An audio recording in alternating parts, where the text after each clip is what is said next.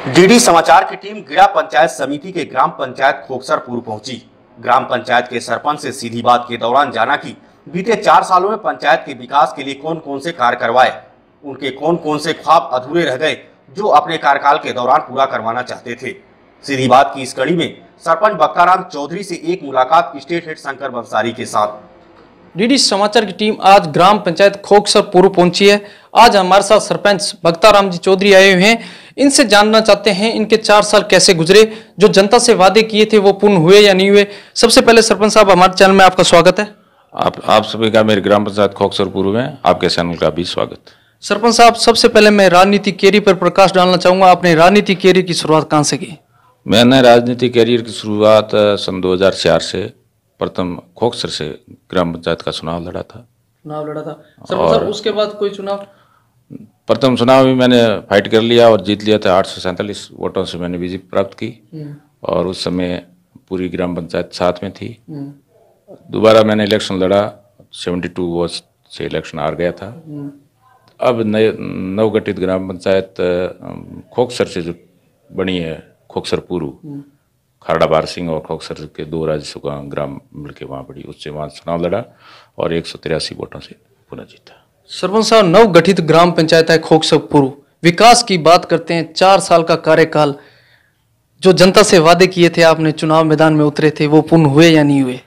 50% तो पूर्ण किए हमने, कोशिश चल रही है। कुछ दीनदयाल उपाध्याय से अभी काम शुरू नहीं हुआ है। कुछ पानी के लिए जो हमने कहा था वो आज तक पूर्ण हुआ नहीं है। सरपंच साहब, सबसे बड़ा मुद्दा बाड़मेर का पानी का, पानी की समस्या का समाधान कैसे हो सकता है आपकी नज़र से? पानी का समाधान तो सर ये इंदिरा गांधी कैनाल का पानी जब यहाँ पहुँचेगा उसी से ही कोई समाधान, मतलब परफेक्ट समाधान होगा, बाकी कोई समाधान नहीं। सरपंच साहब, अब बात करता हूँ नरेगा योजना। नरेगा के तहत यहाँ गरीब परिवारों को रोजगार दिया गया है और आपने नरेगा के तहत क्या कार्य करवाए हैं? नरेगा योजना की तरफ से काफी काम यहाँ अच्छे चल रहे हैं, जैसे रोड हैं, टाँके हैं और लोगों को मजदूरी भी मिल रही है।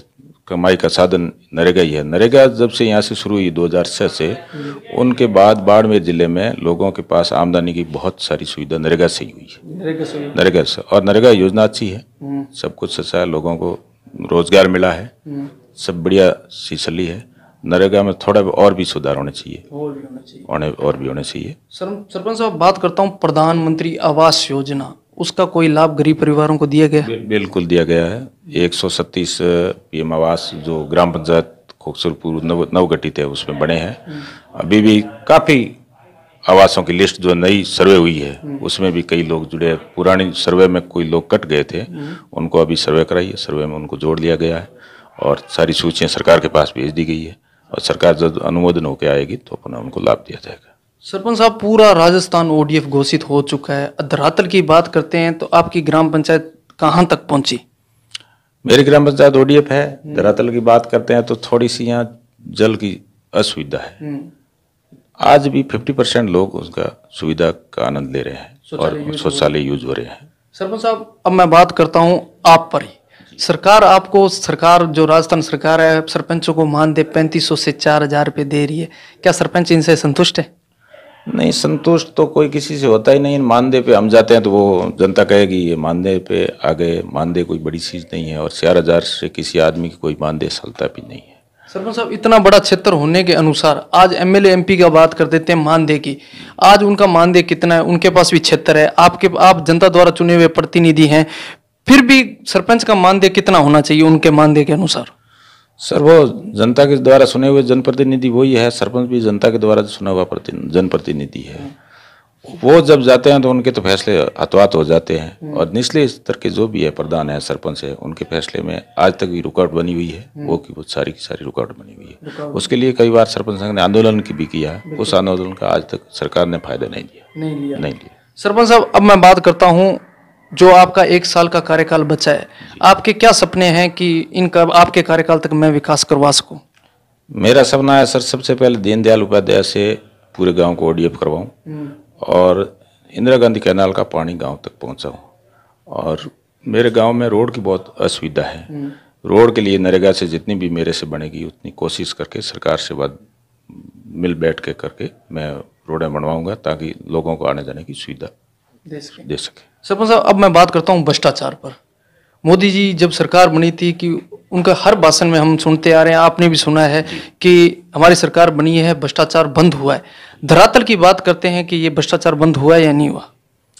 नहीं, भ्रष्टाचार पे तो लगाम तो लगी है, इसको तो हम भी मान रहे हैं। सारा काम ऑनलाइन हो सारा काम ऑनलाइन है। अब ऑनलाइन में तकनीकी खराबी है, ऑनलाइन में तो वहाँ तक लोगों तक वो बात जितने कहते हैं वो पहुँचती नहीं है। कुछ के आधार मिस्टेक हो जाते हैं, कुछ के ऐसे ऐसे लोगों के 4-6 महीने से पेमेंट रुका हुआ है। उसमें थोड़ी बैंकिंग की तरफ सरकार ध्यान दे ताकि सुधार हो जाए, तो लोगों तक पैसे पहुँचने शुरू हो जाए। सरपंच साहब, भ्रष्टाचार से बढ़कर है एक नशा।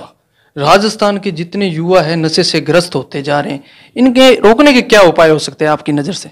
इसमें रोकने के छोटे मोटे सामाजिक स्तर पे लोगों को समझाया जाए, समझाइश करके जितनी भी बने उतनी छोटे छोटे ग्रुप के द्वारा, और लोगों को समझाया जाए कि भाई नशा आदतन खराब है, नशे से युवा सब नष्ट हो रहे हैं और युवाओं के अंदर परिपक्वता नशे से कमज़ोर हो रही है। इसलिए उनको सरकार से भी ऐसे कोई मैनिफेस्टो सलाह के और कुछ ऐसी कैंप लगवा के उन नशों का आदतन युवाओं से नशे का पीछे छुड़ाया जाए। सरपंच साहब, लोकसभा के चुनाव नजदीकी हैं और मतदाताओं से आप क्या अपील करना चाहेंगे? हम 100% मतदाताओं को कहेंगे कि आप घरों से बाहर निकलो और निकल के देश हित के लिए वोटिंग का फायदा लो और अपने वोट का मताधिकार का प्रयोग करो। धन्यवाद सरपंच साहब, हमारे चैनल में बात करने के लिए।